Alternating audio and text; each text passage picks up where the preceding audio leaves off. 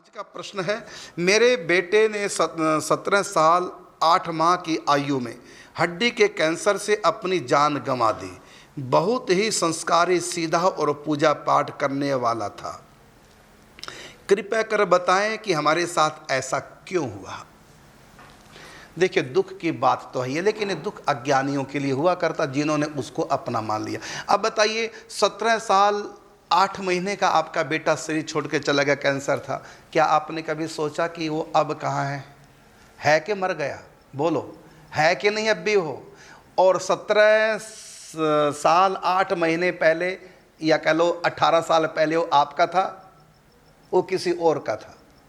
तो 18 साल पहले वो किसी और का, और अब वो बन गया किसी और का, तो मरा कहाँ वो तो है अब भी। मरा कौन? केवल बिछुड़ते हैं, मिलते हैं, बिछुड़ते हैं। ये यहाँ का रूल है। और इस रूल को ना कृष्ण तोड़ पाए, ना राम तोड़ पाए, ना कोई महापुरुष तोड़ पाया। सब मिलते हैं, बिछुड़ते हैं। पत्ता टूटा डाल से, ले गई पवन उड़ाए, अब के बिछुड़े न मिले, दूर पड़ेंगे जाए। आपके दादा दादी भी गए, परदादा परदादी भी गए, पढ़ के पढ़ करते रहो, जितना मर्जी पढ़, सब गए। और उन जाने वालों की लाइन में हम भी बस आगे पीछे हो जाता है। 4 ड्राइवर 1 सवारी, उसके पीछे दुनिया सारी। सबकी एक दिन आए बारी, आगे पीछे हो दिन चारी। और जिनके हैं पास बेटा बेटी माता पिता, उनको भी भ्रम है, कोई किसी का नहीं। देख लिया दुनिया का सारा नज़ारा, ना हम किसी के ना कोई हमारा, ये सब माया के रिश्ते हैं। अब बताइए, आप जिसको पुत्र कह रहे हैं, आपके पुत्र ने हजारों जन्म लिए और आगे भी हजारों लेगा यदि भजन नहीं करेगा। हर जन्म में माता थी, ऐसा तो है नहीं कि आकाश से टपकता था। हर जन्म में उसने माँ बनाई। यदि हर जन्म की माताएं उसकी मैं इकट्ठा कर दूं एक मंच पर, और उस बेटे को कहूं, उस बेटे के बारे में, ये तुम सब का है, बताओ इसको घर कौन ले जाएगी? कौन इसके नाम रजिस्ट्री करेगी? कोई नहीं करेगी। पिछले जन्म वाली माँ को मैं बता दूं इस जन्म के बेटे को, बेटा ये पिछले जन्म में तुम्हारी माँ थी और तुम्हारे नाम बहुत कुछ रजिस्ट्री है तुम्हारे नाम की। और उस माँ से कहूँगा कि तुम जिस बेटे के लिए रो रही हो ना, वो देखो ये जन्म ले लिया, यहाँ पर जिंदा है, अब इसके नाम कर दे रजिस्ट्री जो इसकी थी। वो करेगी? नहीं करेगी।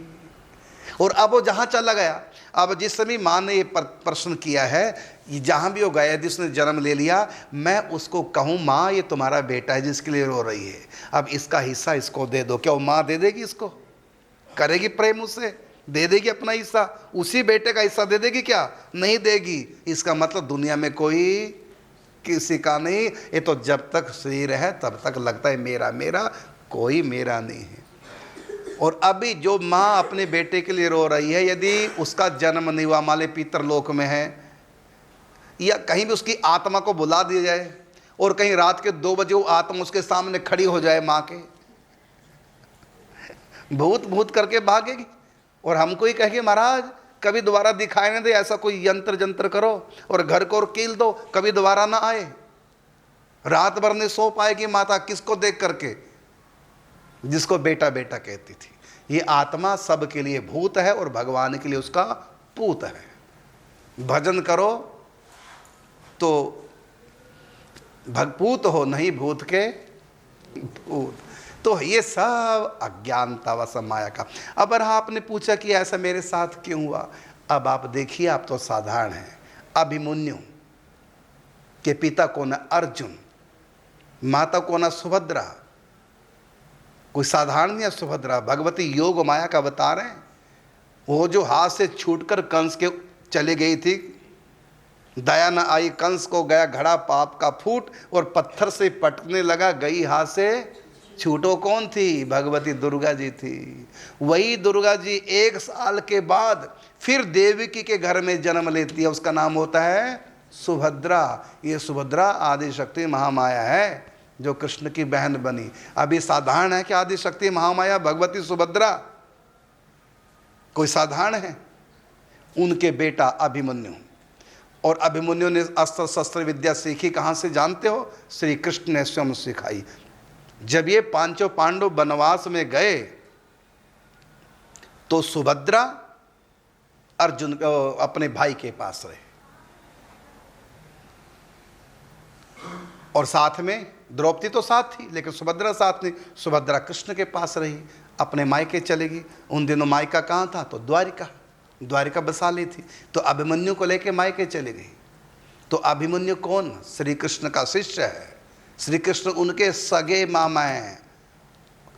तो जो परमात्मा है वो उनके मामा हैं, और जो परमात्मा की शक्ति दुर्गा वो उनकी माँ है। वो अभिमन्यु 16 साल की आयु में महाभारत युद्ध में 8 महारथियों ने मिल करके उसके टुकड़े टुकड़े कर दिए थे। कोई सिर में ऐसा जगह नहीं जहाँ घाव ना हुआ हो, और ऐसे तड़पा तड़पा के मारा। ये कौन थे अभिमन्यु? श्री कृष्ण के भांजे। उनसे अस्त्र शस्त्र विद्या सीखी। सब रो रहे हैं, सुभद्रा नहीं रोई। द्रौपदी ने कहा, सुभद्रा तुम रो क्यों नहीं रही? क्योंकि जब किसी की मृत्यु हो जाए, खास की यदि उसका खास व्यक्ति ना रोए, इसको रुलाया जाता है। क्योंकि यदि नहीं रोएंगे तो दिल हल्का नहीं होगा और बीमारी हो जाएगी शरीर में। इसलिए रोना चाहिए, जिससे कि दिल रोने से या कहने से थोड़ा हल्का हो जाता है। ज़्यादा के घुट घुट के हम जिएंगे तो बीमारियां माइंड की पैदा हो जाएंगी। इसलिए कभी रोने का प्रसंग है, खुल के रो लिया, तो अपनी बात बढ़ा से निकाल ली। तो सुभद्रा से कहा कि तुम रोती क्यों नहीं, तुम्हारा पुत्र मरा है। उसने कहा कि मैं इसलिए नहीं रोती कि मैं अपने भैया कृष्ण को जानती हूँ, वो कौन है। उनकी इच्छा के बिना कुछ नहीं होता। वो चाहते बचा सकते थे, यदि नहीं बचाया तो इसमें हमारा कोई भला होगा। परमात्मा कभी बुरा नहीं कर सकते। और फिर कौन किसका है? अपने कर्मों के अनुसार स्वर्ग गया, अपने कर्मों को सार, क्योंकि युद्ध में जो मारा जाता है स्वर्ग जाता है, स्वर्ग गया। तो मैं उनके स्वर्ग में क्यों विघ्न करूं? मैं चाहूं तो अपने भैया से कह करके जीवित करा सकते हूं। मैं चाहूं तो, क्योंकि परमात्मा क्या नहीं कर सकते? जब वो अपनी गुरु माता के पुत्र को 20 साल पहले जो मर चुका था उसको भी ले आए, जहां भी वो था वहीं से। जब वो गुरु माता के लिए उनका मरा हुआ पुत्र जीवित करके ला सकते हैं 20 साल पहले, क्या वो मेरा पुत्र नहीं ला सकते? लेकिन मैं नहीं कहूँगी। क्यों? क्योंकि प्रभु जो करते हैं भले के लिए करते हैं। यदि आपका बच्चा स्कूल में फेल हो जाए तो आप टीचर से क्या कहेंगे? पास कर दो। और 0 नंबर और लिए हैं, 100 में से 0, कहेंगे पास कर दो। और कह भी देंगे तो कोई कर देगा क्या? बल्कि आप किसको डांटेंगे? ना टीचर को, ना एग्जामिनर को, न पेपर चेक करने वाले को, न रिजल्ट तैयार करने वाले को। तो किसको डांटेंगे? उसी को डांटेंगे। तेरी कमी है जो तू पढ़ा नहीं, सब पास हो गए, तू ही फेल हुआ है, तेरी कमी है। इसी प्रकार व्यक्ति दुख में अपनी कमी समझे। मेरी कोई कमी है, मैंने किसी जन्म में अपने बच्चे के साथ बुरा व्यवहार किया होगा, या किसी और के बच्चे के साथ बुरा व्यवहार किया हो सकता है मैंने पिछले जन्म में किसी के बच्चे को मार दिया होगा। तो आज इस जवानी भरी जवानी में मैं पुत्र का गम उठा रही हूं। कुछ नहीं, अपने कर्मों का फल है। आपका प्रश्न था कि मेरा बेटा बड़ा अच्छा था, तो अभिमन्यु भी तो अच्छा था। और स्वयं परमात्मा श्री कृष्ण के सगे भाई 6 देवकी के पुत्र कंस जन्मते उनको मार देता था। इन चरित्रों से भगवान कुछ सिखा रहे हैं। अनेक जन्मों के कर्मों का भुगतान करने भी हम आए हैं, और इसी जन्म में भक्ति करके भगवान को प्राप्त करने भी आए हैं। तो भुगतान तो हमारे हाथ में नहीं, वो तो भगवान जो करेंगे हमारा भुगतान कर्मों का। हमारे हाथ में भक्ति करके अच्छे कर्म करके भगवान को पालें। बेटा चाहे जीवित भी रहता हमारे साथ, तब भी कौन सा सोने के पालने में जो लाता, सब टेंशन का ही कारण बनते हैं। अधिकतर इस कलयुग में बेटा हो चाहे बहू हो, पोता हो चाहे पोती हो, सब मन मर्जी करता है। कौन करता है? माँ बाप के मन की। माँ बाप उल्टा मन मार के रहते हैं। तो इसलिए अपने मन को समझाओ। हम इस दुनिया में 2 कारण से मनुष्य बन के आए। जानवर बनते तो केवल भोगने के लिए बनते, भगवान ना मिलते। लेकिन मनुष्य बने अपने पूर्व जन्मों के कर्मों के भोगने के लिए, और साथ में भोग के साथ में योग करने के लिए। भगवान से योग करें, भगवान की भक्ति करें। एक दिन सबको जाना है। मिटने वाली दुनिया का एतबार करता है, क्या समझ के आखिर तू इससे प्यार करता है। जो भगवान ने दिया उसका सुख लो, और जो लिया उससे मन हटाओ। यही मानवता है, यही ज्ञान की बात है। नहीं तो इसके सिवा सब अज्ञान है और हम रोएंगे। अनेक जन्मों का कर्मों का फल उसका भुगतान हो रहा है, प्रभु कर रहे हैं। प्रभु का धन्यवाद दो।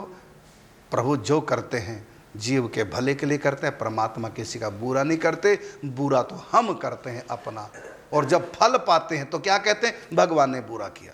आपका बच्चा यदि 100 में से 0 नंबर ला रहा है तो आप ये थोड़ी कहेंगे कि टीचर ने बुरा किया है, एग्जामिनर ने बुरा किया है, पेपर चेक करने वाले ने बुरा किया, रिजल्ट बनाने वाले ने बुरा किया। नहीं कहेंगे, क्योंकि सब पास हो गए, एक ही क्यों फेल हुआ, नालायक था, लग रहता था मोबाइल पे, व्हाट्सएप पे, खेल में। तो आप किसी को कोसते नहीं, और बच्चे को भी पता कि किसी का कोई दोष नहीं है, दोष मेरा है। इसी प्रकार कोई भी दुख सुखाए, को ना काहू सुख दुख कर दाता, निज कृत कर्म भोग सब भराता। मान लो मेरे कर्म का फल प्रभु ने दिया है, प्रभु का कोई दोष नहीं है। इसलिए अपने मन को समझाओ और भगवान के भक्ति में लगो। बेटे के बिना मत मानो हम अकेले हैं। जिसके 100 बेटे गंधारी के, सच्चाई बात तो वो भी अकेली है। गंधारी जब दुनिया से गई तो कोई बेटा साथ गया, हम सब अकेले। भगवान के बिना हम सब अनाथ हैं, हम सब अकेले हैं, कोई हमारा नहीं। यदि कहीं से कुछ सुख मिल रहा है, मत सोचो कि हमारा इसलिए मिल रहा है, हम लिखवा के लाए थे। पूर्व जन्म में हमने भी सुख दिया माँ बाप को, इसलिए बच्चा संतान हमको सुख दे रही है। पिछले जन्म में हमने माँ बाप को कष्ट दिया, इस जन्म में संतान हमको कष्ट दे रही है। ऐसा कर्म का विधान मान करके व्यक्ति संतोषी बने, भगवान के ऊपर दोषारोपण न करें। ऐसा न कहे कि भगवान ने ऐसा क्यों किया। आपका बच्चा यदि कभी फेल हुआ होगा तो आप ये थोड़ी कहेंगे टीचर ने फेल क्यों किया। अरे जो उसने लिखा पेपर में, कर्म जैसा किया वैसे मार्क्स मिल गए हैं। इसलिए आप ज्ञान से अपने मन को समझाओ और भगवान में आस्था डावाडोल बिल्कुल मत करो। देखिए आप आस्तिक तो हैं, क्योंकि आप टीवी देख रहे हैं और टीवी में देख कर ही आपने प्रश्न किया है। प्रश्न आपने तभी तो किया ना जब आप टीवी में हमको देख रहे हैं। इसका मतलब भले ही बच्चा चला गया तब भी आपकी आस्था भगवान में है, तब भी आप धार्मिक चैनल देख रहे हैं, हमको सुन रहे हैं, अपना प्रश्न भी कर रहे हैं। तो आप बिल्कुल हैं तो विश्वासी, थोड़ा सा हिल जाते हैं। होता है जब डॉक्टर सुई लगाता है ना, जब डॉक्टर लगाता है सुई, अपने आप ही मुख से निकलता उई। क्यों? बस उस उई में भी हमको विश्वास है डॉक्टर जो कर रहा है, भले दर्द हो रहा है लेकिन हमारे भले के लिए, और फिर हम फीस देते हैं, धन्यवाद देते हैं। इसी प्रकार ये दुख दर्द जो भी आता है, ये परमात्मा रूपी डॉक्टर की सुई है, तो उई तो होगी, कोई बात नहीं, रो लो, 2 आंसू ठाकुर जी आगे टपका लो। प्रभु सहन करने की शक्ति दो। आपने जो किया ठीक ही किया, मेरा कर्म ऐसा था, कर्म का फल मैंने पाया है, प्रभु सहन करने की शक्ति दो। अब मैं ऐसा ना कुछ करूं जो फिर ऐसा कुछ मुझको दंड मिले। ऐसा कह के भगवान से अपना दिल हल्का कर